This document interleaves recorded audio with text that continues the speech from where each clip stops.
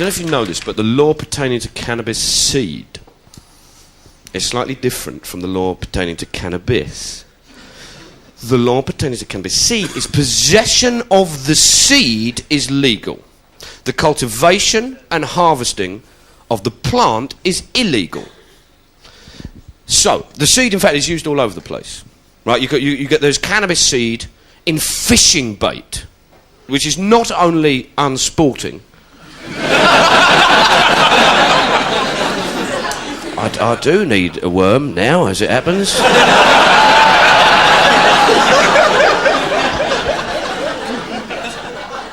But it also explains why grown men sit on riverbanks with sticks in their hand. What are you doing? It's a hobby.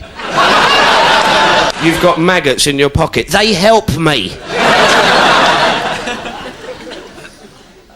So the law says, you know, that's legal for that. They actually put cannabis seed in budgie food, which just explains why Joey smashes his head on the mirror every fucking 5 minutes. Just need cuttle, man, just cuttle, right? What we wanted people to do is to get hold of the seed, remembering that scattering the seed is legal. You could accidentally drop it in places that were slightly imaginative.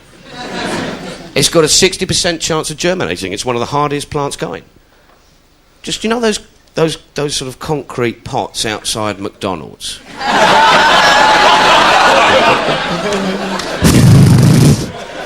I've come for a Happy Meal.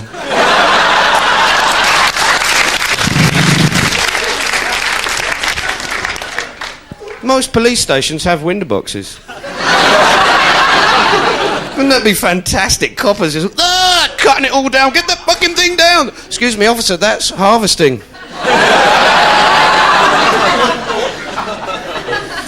This is our contract with Concourse Promotions. And Concourse Promotion can hire you out the concourse at Victoria Station to have your little marketing drive there. And we hired the concourse for our own particular type of marketing drive. And what we did was we had we got cameras down there. We've got 4 telly screens, sort of like all in this, forming a square, and they got loudspeakers. And I got a mic, and so every time I went up to speak to people, they were being broadcast over the tannoys all over the station. So we started having a few chats with folk, just about this and that. And then things got slightly weird. With us at the time as well, I should point out, there's a guy called Keith, who is a fucking brilliant bloke, who is from Save Our Railways, and Keith knows everything about railways. He's like our Norris McWhirter. He was there, and he's brilliant. So let's first of all talk about the privatisation of the rail service, and what are the main problems that people are facing now, Keith? Well, I mean, the number of complaints that have, about the railways have gone up dramatically in the last 12 months. Right. In fact, they've risen 96%. And we were all told, weren't we, that it was going to be a better rail network, better rail system. And every passenger can tell you their horror story of railways in the last 12 months. I telephoned and asked how to get from Brighton to Victoria, how much it would be, day return, and I was told £13.80. When I got to Brighton this morning at 7:45 to get the train, it was actually £26.70. How bad on a scale of 1 to totally crap is that? Totally crap. The managers don't know what the trains are like. They just see a profit margin and a profit, and that's what they look for.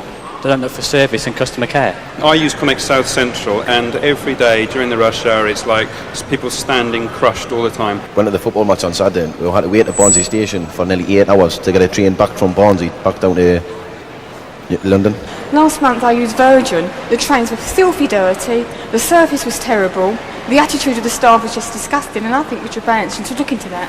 Primarily, these companies are in it to make money for their shareholders. That's fair enough. That's their job. And this is why all these things are happening around the country. The other thing, of course, is to note is that the rail track representatives have called the police in to try and remove us, obviously, because we might not be being too encouraging and positive about the railway service. OK, let's try and get hold of some of the managing directors now. Can I speak to Jeff Harrison-May at all? Not here. Where is he? He's not in the meeting. He's not in the office right now. Is it possible to get him out of the meeting? Because we've got quite a few passengers who are a little bit, well, they're quite angry actually, right, and have got various complaints they want to talk to him about. Right, hold on. Thank you very much. Can I help you? Yeah, I'm after the managing director of Connex, please. My name's Mark Thomas from Channel 4. I mean, whereabouts at Victoria are you? I'm opposite Flowers at Victoria. I mean, have you got And, permission the from Rail Track to actually be recording on the station? Oh, yes, we have. You have? Yeah, I'm just in front of the toilets. Yeah, no, I mean, I appreciate exactly where you're coming from. I'm just saying that, I mean, obviously, it's very difficult just to magic up people from the middle of nowhere, people that obviously are actually very busy. Yeah. Well, if people are in the middle of nowhere, then they're probably on Connex. Thank you very much indeed, Rachel. Bye. Bye-bye. Okay, there we are. I think we're going to try and do Virgin now. We're going to try and get Richard Branson. Have we got a problem? Okay, let's see the problem that we've got. Sorry, we've got a problem. Why is that? What's the problem? What's the problem that we have? We've got a contract here with Railtrack. We have paid for this. We've got a right to be here. It's all right. Haven't we? And this is our contract. Any comment until the camera's switched off. Can you tell us the problem? What is the problem? You don't want us doing this, do you? Would that be a no? You see, because people aren't very happy with the service, and they're not, and it's quite clearly coming through here. Do you not agree?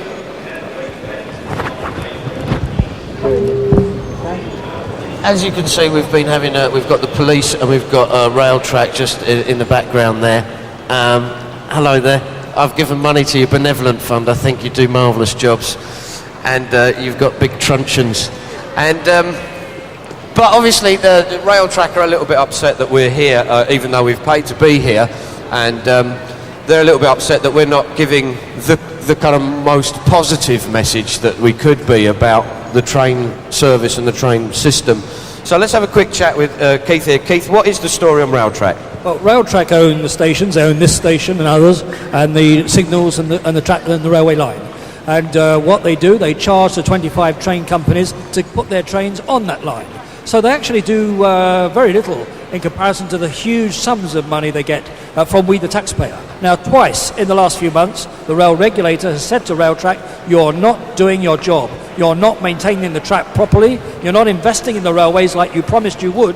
And he's warned them very severely that if they don't buck up their ideas, then they will suffer at his hands. We hope to give you an update on the Railtrack removing us from the concourse situation, which is at the moment carrying on. I think the police might be looking at our contract to see whether we're valid or not. The chap who was there, who was going, no, the not talking man.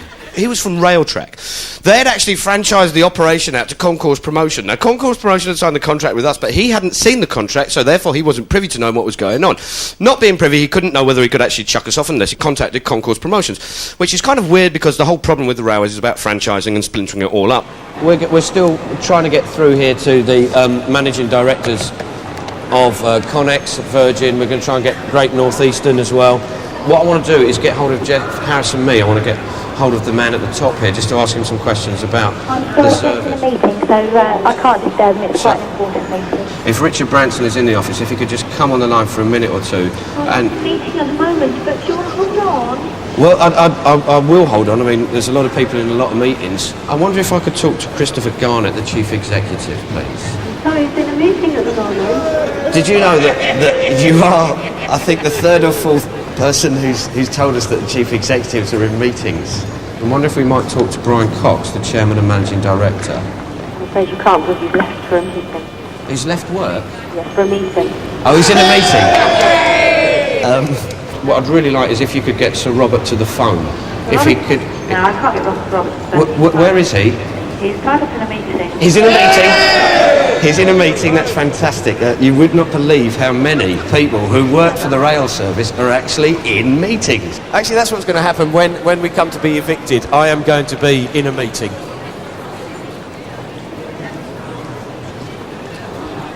I'm terribly sorry, everyone. Railtrack have now withdrawn their permission for us to film and talk to you here, and according to the police we are now officially trespassing. I think it's also fair to say that Railtrack aren't exactly in favour of freedom of speech, because they can have anyone they like doing stuff on the concourse here. They can have all sorts of firms working down here pushing their stuff, but as soon as you actually start to criticise the way that it's run and the way in which Railtrack operates, then of course they're going to withdraw it, they're going to pull the plug.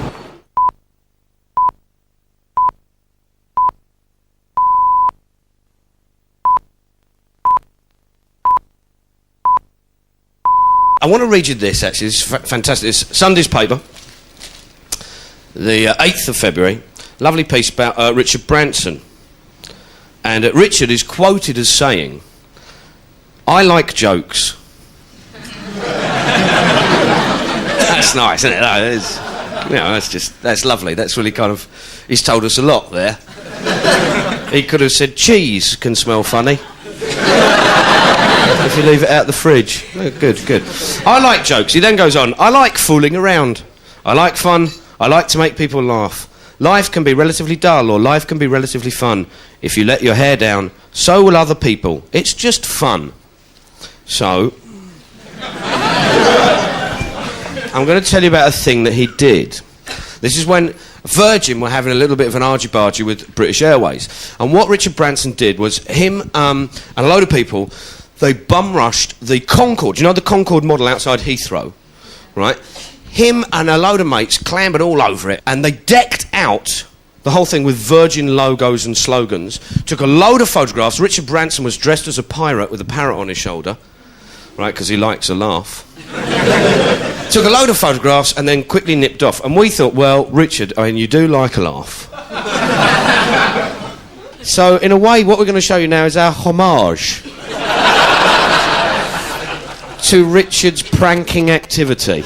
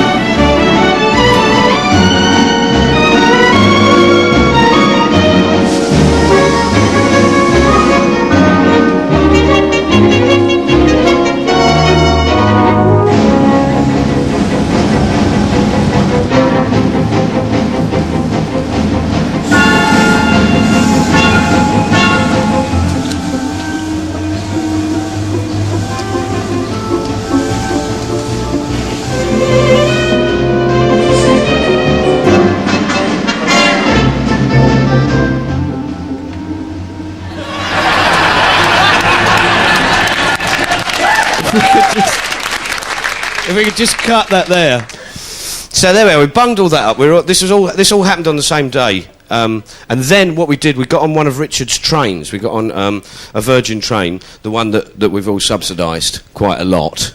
And we had one of these broadcaster receiver units that works with a walkie-talkie. And some of the lads put the broadcaster receiver in the luggage racks in Richard's carriages. And I went into the toilet with a walkie-talkie and a cameraman. I'm in the toilet of the 9:45 to Milton Keynes Virgin train, and I'm about to start broadcasting some information about Virgin trains to the other passengers.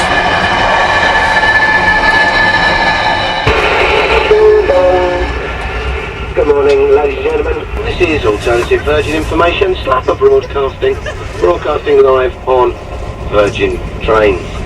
We hope you're enjoying your journey, but chances are, of course, you may not be. Virgin have actually got 25% of the trains have been arriving late. Virgin is in the top 3 most overcrowded services, as noted by the rail regulator. And Virgin have increased some fares by 15%. That's 6 times the rate of inflation. Virgin have failed to answer over 10,000 complaints, which is a lot of moaning and a lot of whinging. I'm sure you'll agree. Now, part of the problem of running a privatised rail service is, of course, you have to cut down your overheads to increase your profit. This, of course, has meant fewer carriages leaving standing room only on some lines. For this, Virgin has received, in the form of subsidy from the government, I'll say that again. I do apologise for that piece of information and the delay to its arrival. Virgin has received, in the form of subsidy from the government, £192.7 million. The figures from the Office of Passenger Rail Franchising, they show that in late August to September, well under 3/4 of Virgin services between Scotland and London were reaching their destinations within 10 minutes of their correct time. What we'd like you to do is, if you've had a bad experience on Virgin, put your hand in the air now and give us a wave. Just put your hand up in the air, that's right, and give us a wave now. I have a feeling that Virgin don't actually like us broadcasting this information on their train, so we might be terminating it fairly soon.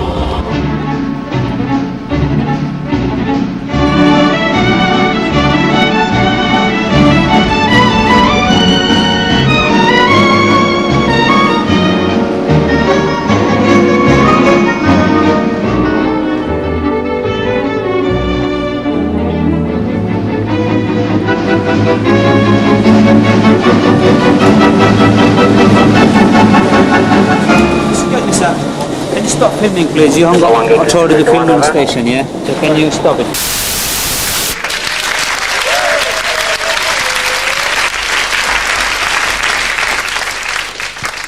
I must confess, actually, that was we've come quite close to being apprehended on a few occasions, but that one got closer than I'd thought it might do.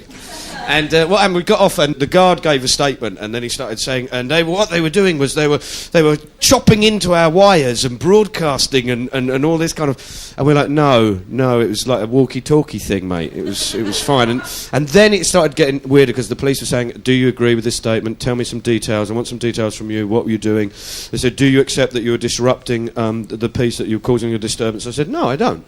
They said, well, what were you doing? I said, what I was doing was encouraging democracy, debate, freedom of speech, and the right to criticise. And they went, all right. And I said, did you write all that down? He said, I can't write that fast. And I looked, and it just said, it said, MT disagreed.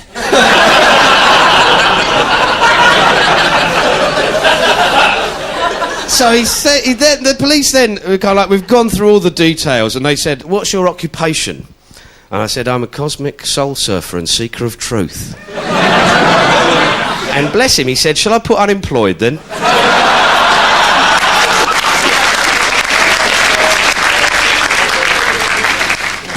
So he was quite cool. And one bloke standing there going, I know you lot, I know. He said, oh, blimey, I'm going to be in one of your sketches, aren't I? I said, I daren't open my mouth because I'm going to suddenly appear on your telly thing, aren't I? And I've sort of like said, no, I want you to know. And I've kind of angled myself around here. I said, no, it's all right. I want you to know that, to me, the number PC2515 is sacred. And I would never, ever, ever use that in jest as a cheap gag.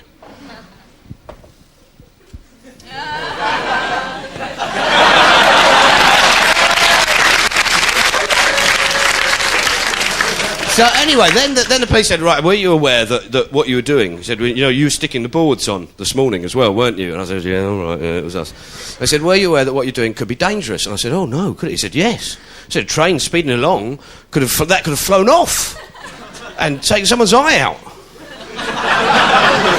All right, he said hit someone. He didn't say take someone's eye out. And I said, oh, God, that's really irresponsible. I'm really sorry about that. That's a really bad thing. I didn't know about that. It's just, wow, that must mean that me and Richard Branson have just behaved so badly, because when he was on that Concorde, I mean, people would have gone, wow, that's Richard Branson in a pirate costume.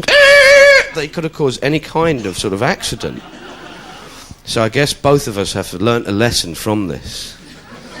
Then we get a phone call from Virgin Atlantic. And Virgin Atlantic say, hello, we're Virgin Atlantic, we're purchasing. And we said, oh, lovely, sorry, we haven't got any planes.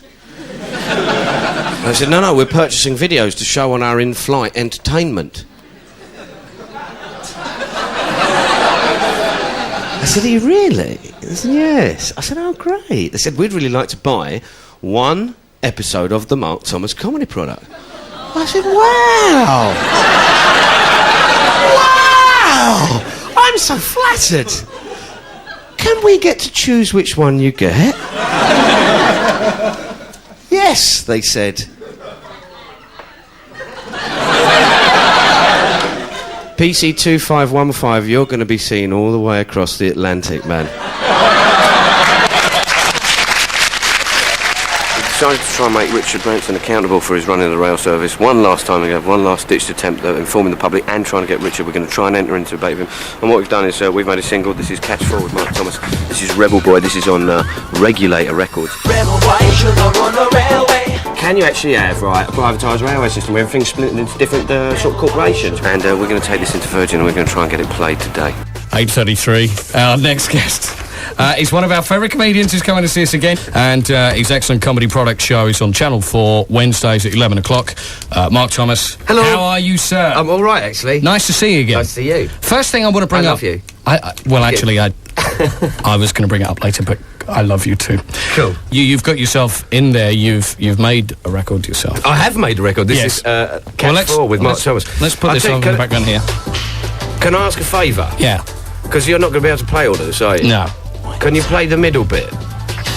No, seriously, because this bit is good. Okay, well, you talk about it. You tell us about how this come about, and then we'll fade up when we get to the What happened was, there's an MC that we know who's a really, really good MC, who's not widely known, a guy called Pete. A guy called Pete, yeah. And what I liked about it was the fact that he wasn't KRS-One, who didn't have names sort of like MC Rockin' Hammock Jive or whatever. Yeah.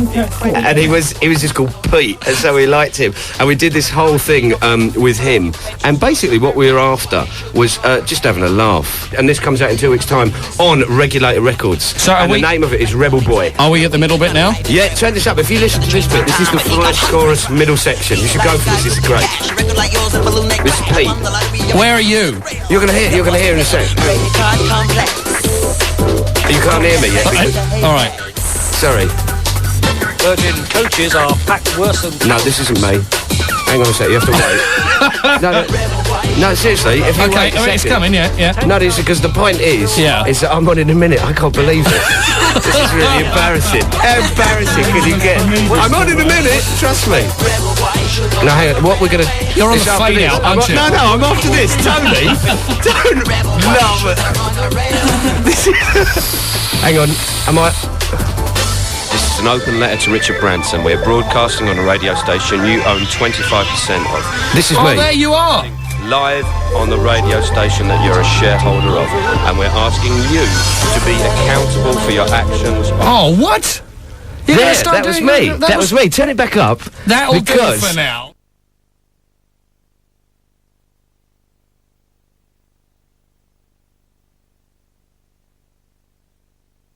Weren't you shocked that the National Lottery might be tainted as an institution?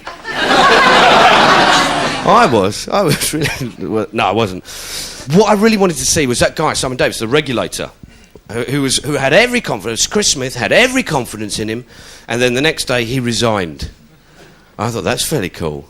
I wonder if he was sitting there going, I'm afraid there's something to tell you. Big hand comes through the window. Is it me? It is. Fuck off. Okay. The weird thing, though, this is the real fucking weird thing. People are going, no, you can't. Imagine trying to bribe Richard Branson. Imagine trying to give the People's Capitalist a bung. Imagine trying to do that. Who would do that, Him, such a philanthropic chap with a lovely little beard, balloony loveliness. How dare they? And you think, well, you know, you actually pay him a £200 million subsidy to his rail service every fucking year. You know, so don't get so upset about it. You know, well, no, it's not the same, is it? Subsidy, not the same as a bribe. No, it's not. At least if you're fucking bribed, you actually have to fulfil your end of the bargain. I put a box on an apex, I man hard. I can't book ahead without a credit card. Got a rebel man rule with a rebel man rail. The rebel man's going to fail. A virgin record, virgin plane. You should have never tested with a virgin train with a pension plan and a radio operation. Should have never tested with a radio station. Manchester, London, twice as much. Only got cash, no credit cards, crutch. Virgin and ridiculous, what we pay. Rebels trying to play with railway. No going forward, always going back. No going forward, the carriage is back. No going forward, the basic fact. Wrong management on the track, Jack. You gotta admire someone who made the money out of tubular bells. You know what I mean? No hippie monks knocking shit out of it. That was lovely. Rebel boy should not run a railway. I think the nice thing, he knocks out everything. Perfume, pensions, and lot. He's like Barry. Rebel boy should not run a rail. Choo choo to you.